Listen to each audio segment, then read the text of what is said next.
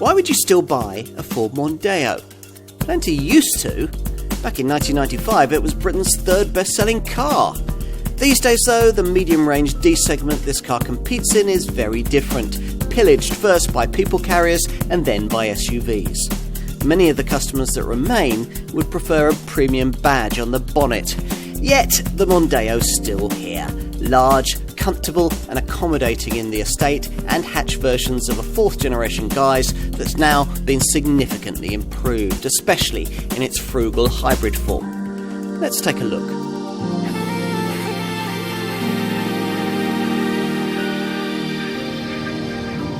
The Mondeo has always been a car with a very advanced set of driving dynamics, sophisticated enough to be involving only when you want it to be.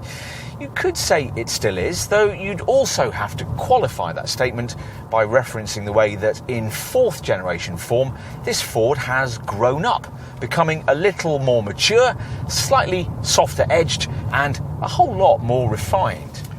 For the improved version of this fourth generation model, Ford has introduced a more efficient and responsive 2-litre EcoBlue diesel unit, which is offered in 150 and 190 PS guises, and is the only engine in the range to get the brand's latest, smoother 8-speed auto gearbox. If you choose the 190 PS model, you'll be offered the option of the brand's clever, intelligent all-wheel drive system too.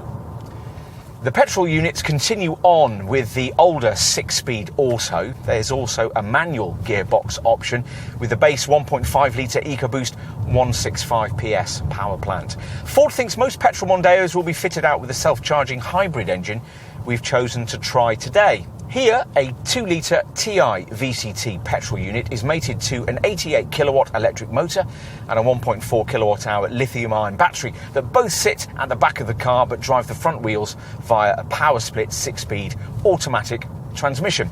That also box decides at any given time whether power should come from the engine, the electric motor, both at once, or neither.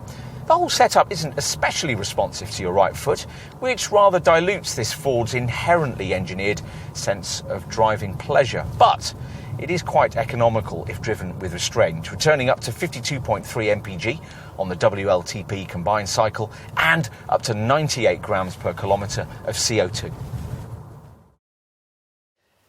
If there's one thing that's defined Mondeo design over the years, it's that it's become bigger and more upmarket with each passing generation. This current fourth generation CD391 series design is no exception to that rule of evolution, but needed an extra layer of polish to justify the sums being asked for plusher variants like this one.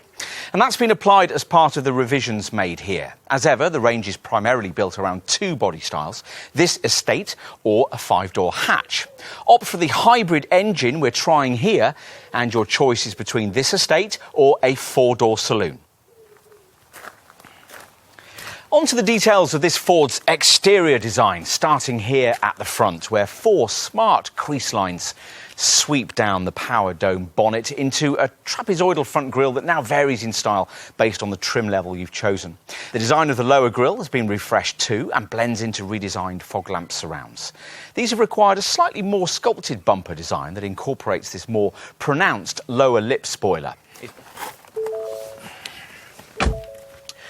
Behind the wheel, detailed changes have been made to trim and dashboard architecture. Plus, automatic versions of conventional models now feature a circular gear selector. Otherwise, things are much as they were when we first tested this Mark IV Mondeo back in 2014. Ford has struggled to differentiate European spec examples of this model from the bargain basement trimmed versions of it that sell in the US.